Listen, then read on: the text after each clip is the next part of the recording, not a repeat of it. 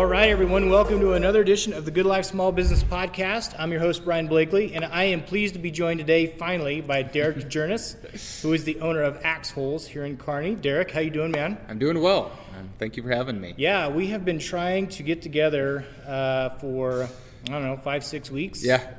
It's been a little bit. Between sickness and basketball and just the busyness of being business owners, it's been tough to connect, but I'm glad to finally have you on. Yeah, we're here. Yeah. So let's get to know you a little bit. What books are you reading or listening to right now? So the one right now is How to Own Your Own Mind by Napoleon Hill. Okay. And so I have a little bit of a drive here, so it's a perfect time to listen to audiobooks. I have an hour every time I go here and back. So you're a listener? Yes. Yep. Well, it kind of depends. I do read books as well, but I try to utilize the amount of time that I'm on the road, and so listen to a lot of audiobooks. So what's that book about? So basically, it's just to have the right mindset as you go through things. Talks about enjoying the process, and if you have a negative mindset, you're going to have a negative business. And so, with owning your own business, there's highs and lows, and so it's challenging to always have that positive mindset. And so the book really talks about, how do you do that and how do you utilize that. Nice. So what about podcasts? Do you mix in any podcasts there? So I've started listening to your podcast. I listen to an MSP podcast, which is a managed services provider, like managed IT and those types of businesses. And then I listened to Sean Carson's podcast after he reached out. So okay. Yeah. Cool. Nice. Well, let's just get into it. Give us the story of Axe Holes. Tell us how this all got started. You and I were talking before we hit record. This isn't your only job. You've got a day job too. So just kind of talk about how things got started and where we're at today. Yeah, so for my day job, I run a managed IT company. Been there almost 19 years. And so been there a long time. It's a great job, great company, family owned, very stable. And I had a friend who started his own business 3-4 years ago now, and saw his success, and it just kind of drove me to want to do something else. And so I had that really, really good day job. I'm very blessed to have it. But I started looking at other businesses that were for sale, and what kind of drove that is with my day job, we went through a lot of acquisitions. Okay. And so I kind of understood what the process was to acquire a company. And over 24 months, I probably looked at 7 businesses, anywhere from a restaurant to a hotel to a convenience store to a parts store. And either they didn't make money or they were selling it for the wrong reasons. And to be honest with you, Brian, I got a little bit frustrated. And last September, I decided that I was just going to stop because I was just as frustrated. And the last business that I sat down with, they're like, hey, it made this much. And we sat down and we went over the financials together, and it ended up making $12,000. And he's like, no, it doesn't. And I was like, yeah. He's like, no. And he's like, it makes this much. And I was like, man, that's your gross margin. That's not your net. Yep. So anyway, so I kind of got frustrated after that. And so I started to kind of flip some stuff on Facebook. And so I was on Facebook a lot, and I just happened to see Axe Holes Kearney for sale. And I didn't really think too much about it because I was like, oh, it's an axe throwing business. It's kind of like a fad. Yeah. So I reached out to him a little bit, and we started talking, and then I found this Facebook group of axe throwing venues throughout the U.S. Okay. And there's like 3,200 of them. And so I started talking to some other venues and some other bars and got to know the industry a little bit. And once we kind of went over financials, I was like, I think this might be it. Mm-hmm. And so the process was pretty quick. We started talking mid-December and closed February 1. Wow. So it was pretty quick. And that's kind of how it came about. And I took over, and he walked away, and it's been a roller coaster ride ever since. But it's been good. Awesome. It's been good. So I have a lot of questions out of that. One of them being, so this Facebook group you're in, how long has this type of business been around? It seems fairly new to me, and like you said, like you kind of considered it a fad. How long has this been around? Yeah, so axe throwing has been around for quite some time. I would say that it's really been in the U.S. the past 15 or so years. Okay. It was really big in Canada, and then it was really big in Texas, and kind of Midwest takes forever to kind of attract those different things. And so it's kind of migrated to the U.S. I have some really good friends in Texas that owns a venue, and Faxon Axes in Tennessee. And so I talk to them a lot. But yeah, it's been around a while, and it's definitely evolving. It's changing. As you can kind of see, we have static targets now. We're getting ready to do projection targets. Oh, nice. In the next couple months. And so that's super cool because it basically has a projector in each lane instead of just the targets that have the markings on them. You can play like tic-tac-toe and zombie games and duck hunter and like all these other games. We're super excited about it. And so we should get the equipment this month and hopefully get it installed in January. Nice. That's but awesome. Yeah, so it's always evolving and kind of just mixing it up and kind of creating that new buzz. Yeah. So the acquisition process, I think that's something that, so looking at the numbers, like coming into this, you're a numbers guy. Yeah, I haven't 100%. asked you that before, but I can kind of tell that you're a numbers guy. So looking at the profit and things like that, this is an early question. It's not one that I was going to ask, but for someone that's looking at maybe acquiring a business, what is one or two things that you would really stress to them that is important to be aware of? Yeah. And maybe even when you're looking at the numbers, what are some of the key things that you were looking at when you were looking to purchase a business that either made it a definite yes or no? Yeah, I mean, so kind of looking at, there's different acquisitions. There's an asset sale, there's an equity sale, but we won't get into too much about that. But just the big things to look for, are you buying goodwill and blue sky, or are you buying a book of business? Yeah. And so with other acquisitions that I've went through on my day job, we're really focused on the book of business, that monthly recurring revenue. Mm-hmm. With a business like this, or kind of a side business, I would say that's not my full-time job. There was a lot of goodwill, and there is a lot of blue sky in buying something like this. Because, after we sign the papers, there is no obligation on the other side of the old owner on his side. So if revenue tanks, I didn't buy anything, right? So be super, super careful if you're not buying a established book of business. You work in the insurance Mm-hmm. world. If you buy an insurance company, you're buying that book of business. Right. And so I think that's super important. And if you're going to go to a bank to get a loan for a business, you're probably not going to be able to get a loan for this type of business because the bank is not going to take that risk on that goodwill. Mm-hmm. But if you buy a business that has that monthly recurring revenue, the bank's probably going to take that risk depending on your business plan. Sure. And what does it look like. But the other thing that I really looked at, everybody thinks kind of like gross margin is where you make your money. But it's truly, at the end of the day, it's the net or EBITDA. And some businesses sell for 1 times EBITDA, some sell for up to 14 times EBITDA. For those who don't know, what is EBITDA? Yeah, so it's basically everything before taxes and taking out things like whatever you pay yourself. So basically, it's what the business truly, truly makes at the end of the day.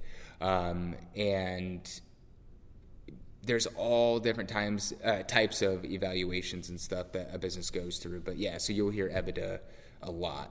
EBITDA, right? TA. EBITDA, yeah. Yep. Sorry. No, you're good. Yeah. Yeah.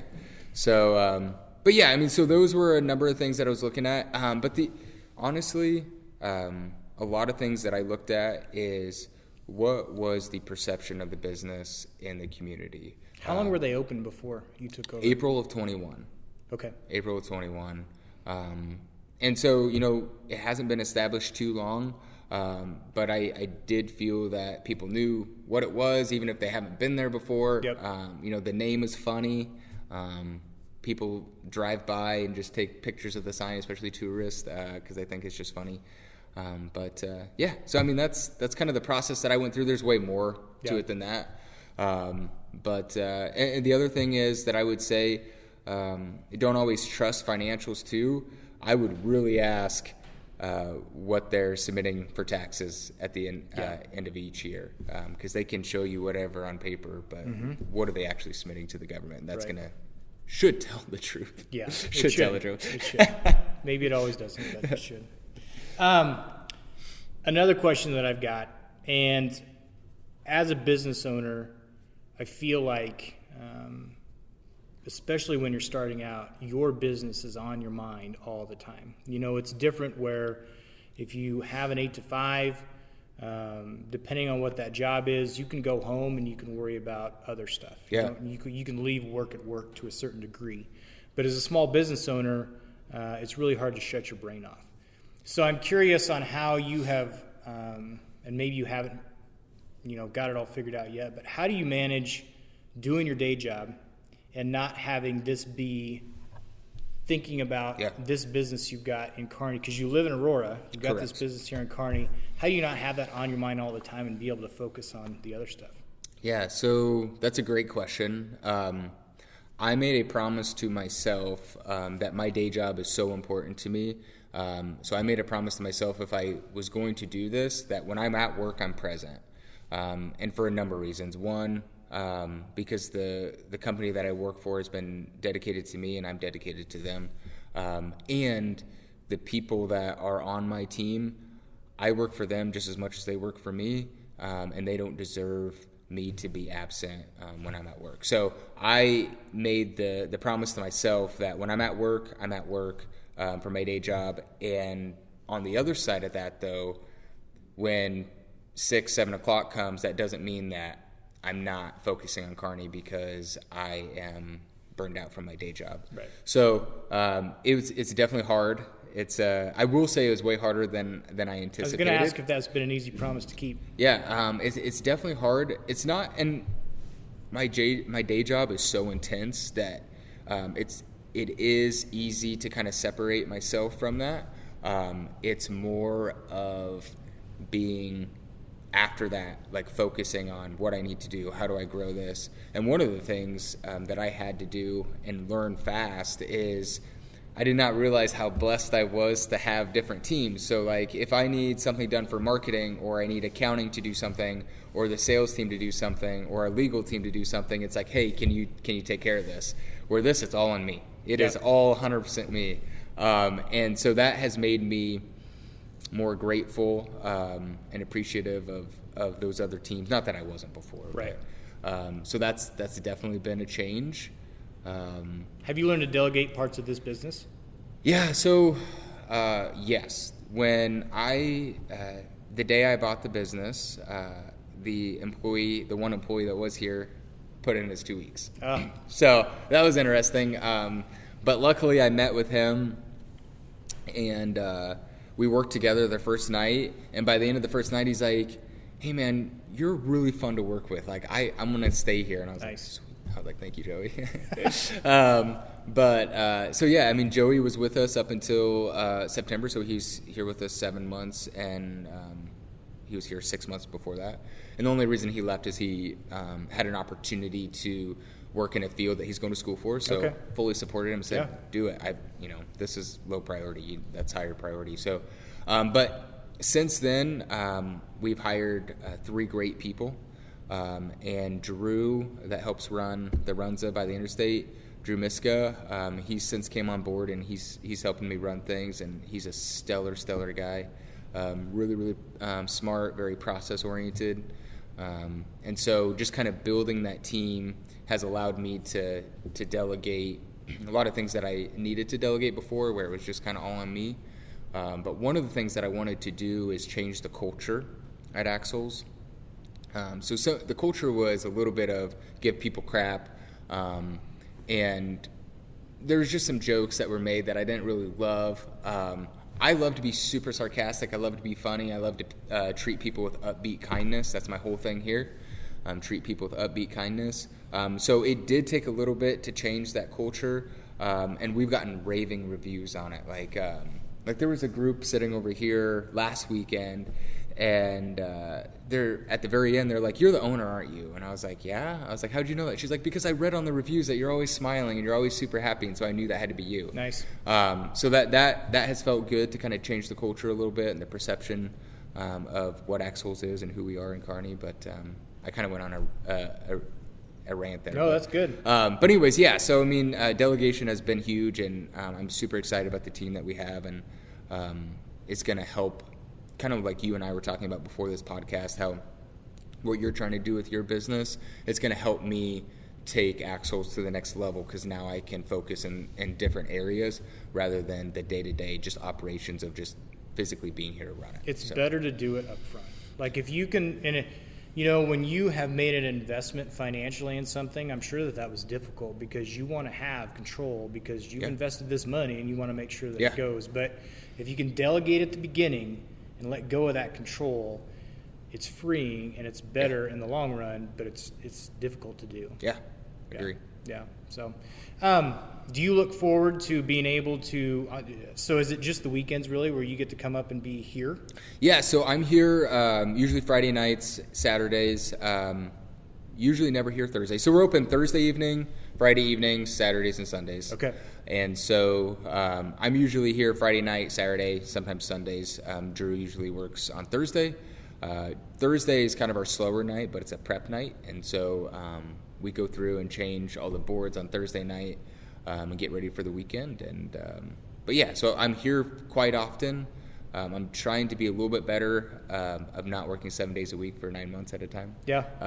But it's hard for me not to do that. Do you enjoy coming the drive up here on a Friday night, Saturday morning? Yeah, so, everybody's like, "Oh my gosh, I can't believe you drive that far." But to me, it doesn't feel taxing because it allows me to wind down from my day job and kind of mentally prep for what we're doing here. And it just gives me just kind of some alone time to think. And so I enjoy it. It hasn't worn on me yet. It may someday, but I don't mind it. Nice. So. What's your favorite part about this whole thing? The people that I get to meet. Just like you and I were talking about kind of your story before this. I love just meeting new people, and I love that I can impact and influence the energy and somebody's attitude. Sometimes we'll have people come in and they're not in a great mood. And they may not even be so nice to us, but by the time they leave, they're smiling and they're having a good time. And this is a good place to take out your frustrations. Yeah, aggression. Yeah. Take out. We have a lot of people that work in the medical field come in. We have a ton of teachers that come in and take out their aggression. We have a group of elementary teachers that come in a lot. And the stories that they tell me is just crazy. I get it. But anyways, so to be honest, Brian, I just love the people. Yeah. So, is this what you thought it would be when you got into buying it? Oh, gosh, I'm trying to remember what I thought it would be like. It's definitely way harder than I thought it was going to be. What I didn't realize was at my day job, I'm very high energy, I'm very positive, but I'm also very genuine and authentic at my day job. So I'm not like that fake happy person that's just like bouncing off the walls, but I did not realize the highs and lows of owning your own business. And so it's changed my mindset a little bit, I would say. But at the end of the day, the company that I work for my day job, we have 10 separate companies. And what this is teaching me, it's real life experience to run more than just one company. And so, if I ever get that opportunity to run two of the companies that I work for my day job, this is like perfect real world experience. So I'm trying to enjoy the process and learn as I go, and know that I'm going to stub my toe and that's going to be okay, and I'll figure it out. And just continue on. Is there one thing that's been more difficult than what you thought? Like the financial part of it, or the marketing piece, I guess? And that's one of the other questions. What do you wish you were better at? Yes. So this is a perfect question. So I am great talking to or marketing business to business, because that's what I live every day. And so I have done a great job of building relationships with local businesses here in Kearney to build the book of business of doing team building events, company parties. I feel I have done a great job of that because that is what that's my go-to. Because I can talk to a business owner, I can relate to them, I understand what they're looking for. I am not great at marketing to the regular consumer. And so we kind of have 3 different target audiences here. We have our organizations and businesses that do team building events, company parties. We have our party side that does bachelor parties, bachelorette parties, birthday parties, whether it's adults or kids. We do a ton of birthday parties. But then the normal consumer that's walking in off the street or just looking for a date night or going out with friends and stuff. I've had a hard time marketing to that person because I don't know that consumer as well as a business owner. I've been doing the business side for 19 years, and so that's definitely been a challenge for me. But I have made some really good connections in the business world that has led me to meet with some people like Riley Mills, who is an amazing content creator. With the chamber? Yeah. And so I actually met Riley at an innovation group in Grand Island and got to know him really well. And so, yeah, I mean, you already knew who he was, and he's great at reaching the consumer. And so I've been working with him a lot, and I'm just trying to learn myself and who is Axel's trying to be. I think that's one of the things that we're looking at right now. Are we an axe throwing venue that serves alcohol? Are we a bar that has axe throwing? Are we a party venue? Are we a family fun center? And so that's kind of what we're working on right now, to be completely honest, and we're trying to kind of figure that out a little bit. Yeah. Who does your social media? Do you do that? Do you have that hired out? Because we got connected messaging back and forth on Instagram. Yeah. And you guys, I mean, your social media is great. You do a great job of it. So do you handle that, or do you let someone else take that? I appreciate that. I do 95% of it. Okay. Do you like it? Yeah, I try to be consistent. I do like it. I feel like I should be farther than I am. But that never goes away. I know. But I will say, we didn't have an Instagram page when I bought the business, so that side's growing pretty quick. The Facebook side, we've doubled from what it was when we took over. Things that I have a hard time that I don't know how to fix is like when it comes to social media. So the Facebook side, the Grand Island store has 5,000 followers, and most people that think they like our Facebook page actually have the Grand Island Facebook page liked instead of this one. So that's been a struggle for us. But again, we've doubled, and it's funny because Thursday night Riley told me, he's like, you just need to be patient. You're doing all the right things. You just need to be patient. It takes time. And I'm like, I know, but I like to go. Right. But anyway, so we had a really good conversation Thursday, and he gave me some really good ideas on some of the things that we're going to do. And we're going to do this really cool campaign that's going to be random acts of kindness. Okay. Throughout Kearney, and so we're getting ready to do that. One of our most popular T-shirts is "I love random acts of kindness," and so we're going to play off that and go all over Kearney and do some pretty cool stuff. Yeah. So. Yeah, social media is great because it's free, but it is a lot of work. Yeah, and I think the hard part as a small business owner, the great thing is you can control your narrative. The narrative that you want everyone to get out or to see, you get to control that. It's not someone else, and you have the freedom to do a lot of different stuff. The hard part about it is that it takes time. Yeah. It's just like any other marketing, it takes time. And when you put in the time and you get maybe 2 likes on a post, or you do an Instagram post and maybe 10 people see it, it really can be, especially if that happens for a week or 2 or 3, it can be really deflating. Yeah, it is. Can make you want to quit, but you just have to, it takes one post or just having the consistency of constantly being out there in front of people. That's how you're going to get the recognition. So I like to do the marketing stuff with my business. It really is, it's something I really enjoy doing. But I feel your pain. To be consistent can be, because it does. I mean, it takes time. It's free, but it takes time. Yeah. And that's the investment you got to make. So.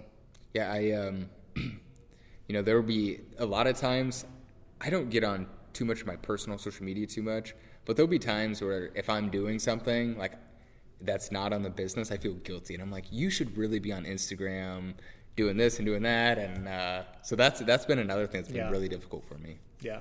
Well, that never goes away either. I know.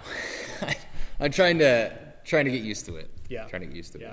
But yeah, social media it's an amazing tool for a small business owner to have. 20 years ago, when you had to rely on radio or newspaper or TV only as really your way to get things out there, it kind of hindered you. So the freedom is great, but it can be taxing when it comes to just brain power and the time that it takes away and things like that. So, it's been interesting too. Obviously, I work in the IT field, but some of the stuff that I've done on the social side, again, I don't think small business owners also don't give themselves enough credit because, when you're going through, your Facebook ads, your Instagram ads, or if you're doing Google search ads, and everything that is involved in that, I promise you that some of that stuff is harder than some of the IT stuff we do today. Yeah. And so for a small business owner that is either just starting out or they're doing everything themselves and this is their full-time gig and this is how they're putting food on their table, they need to give themselves more credit because it's hard. And to figure it out, like, you should be proud of yourself. Yeah. It's easy to get down on yourself. Because I'll be going through stuff and I'm like, I'm going to come back to this tomorrow because my brain hurts because I don't know how to do this. Yeah, exactly. But, yeah. Yeah. And I think that, I think that people may look at a small business owner and think that, if they're successful, they've got it figured out. But I think we're figuring it out as we go. Yep, 100% agree. Yeah.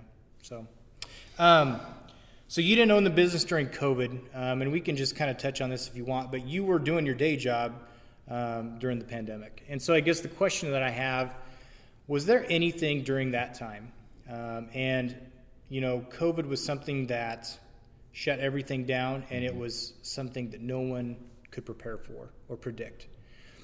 Was there anything in the back of your mind when you were taking over this business that you're like, okay, maybe something that you took from your day job that you've brought to this business, or maybe something where, okay, if something like that were to happen again, I need to be ready for it? Is there anything that you have done to maybe prepare for that, or just something that's been in the back of your mind?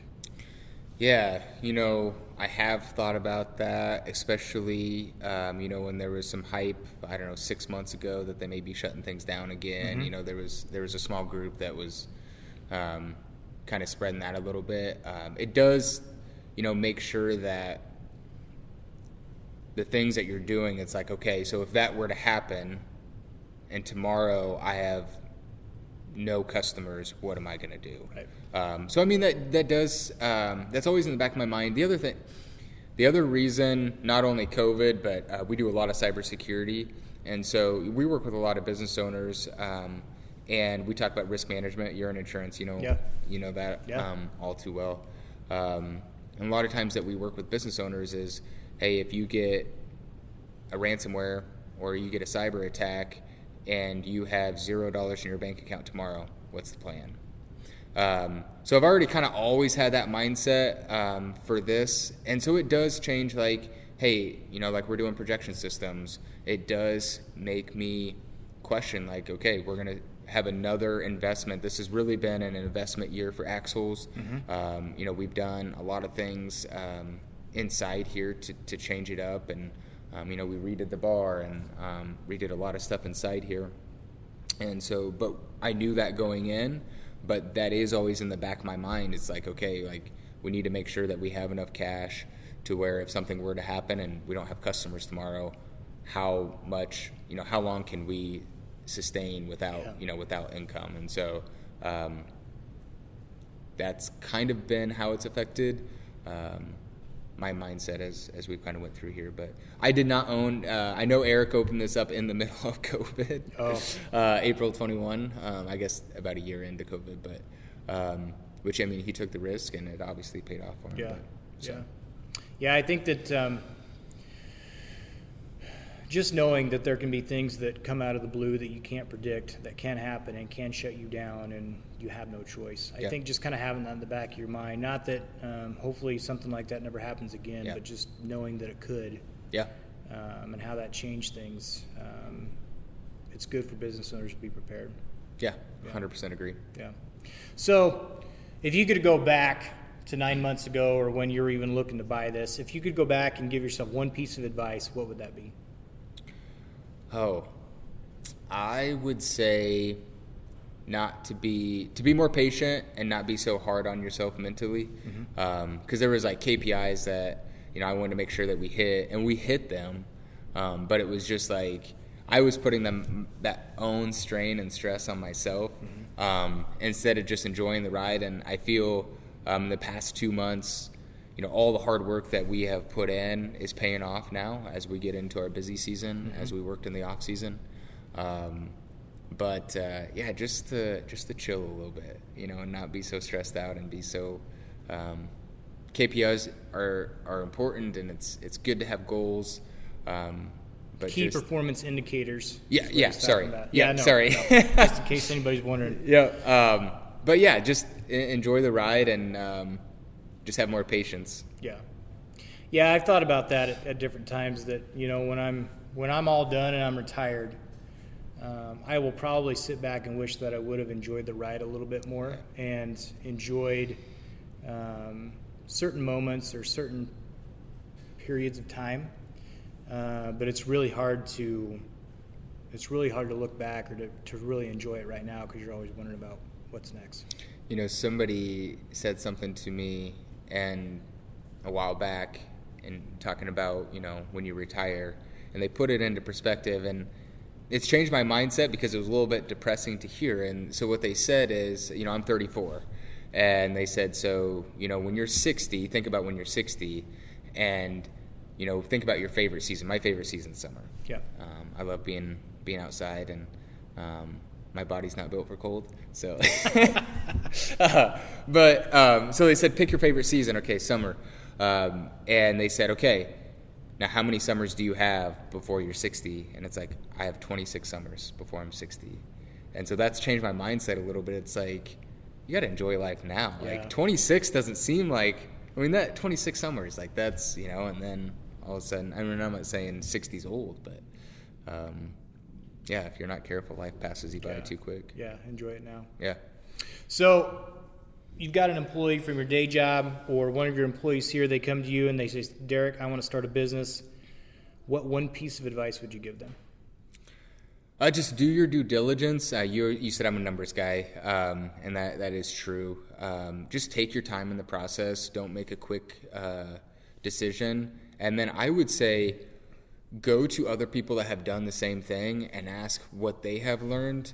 Like one of the big things that a guy that owns a bunch of scooters told me is look at the tax returns and make sure that matches. And that was we were sitting in his office, and I was like, Todd, that's brilliant. And I was so focused on these financials, and everything ended up being fine.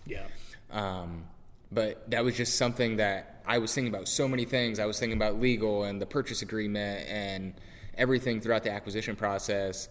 And I was like, whoa, the accountant that showed me all the information, I should probably double check what they actually filed to the government. And anyway, so Todd gave me some great advice. And so I would really just suggest taking your time, being super diligent, and talking to others that have done the same thing, because there's going to be something that you didn't think of. And the other thing is, too, worst case scenario, and I know I'm simplifying this, but if you buy a business and you fail, at least you tried. Yeah, it's like That's kind of how I look at this. It's like in 5 years, if I look back and I'm like, well, that didn't work. Cool. Yeah. What's on to the next thing? I guarantee you in that 5 years, I learned something that is going to set me up for success on the next thing. Yeah. I don't know if you've read $1 Million Deals. But anyway, it's a great book. But he basically failed over and over, and then now he's a billionaire, and he took everything that he learned on the things that he failed and applied them to what he's doing now. So yeah. Oh, I 100% agree. I've said it before with different interviews. Not knowing, I think, is worse than if you start a business and you end up having to close.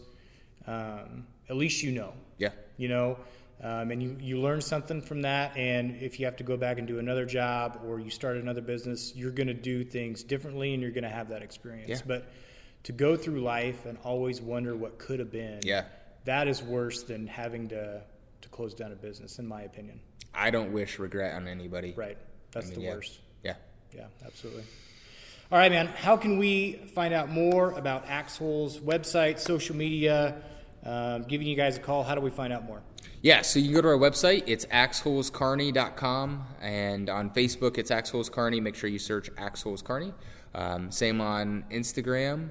And, we're open Thursday evening, Friday evening, Saturday from 2 to 10, and Sunday from 1 to 6. Awesome. So this has been a lot of fun. Yeah, I appreciate you having me on. Absolutely. Pleasure to meet you. It's great to hear your story. I wish you nothing but the best. Thank you. And I'm sure you'll do great, and appreciate the time. Thank you, sir. Thanks, Dereck. Yeah.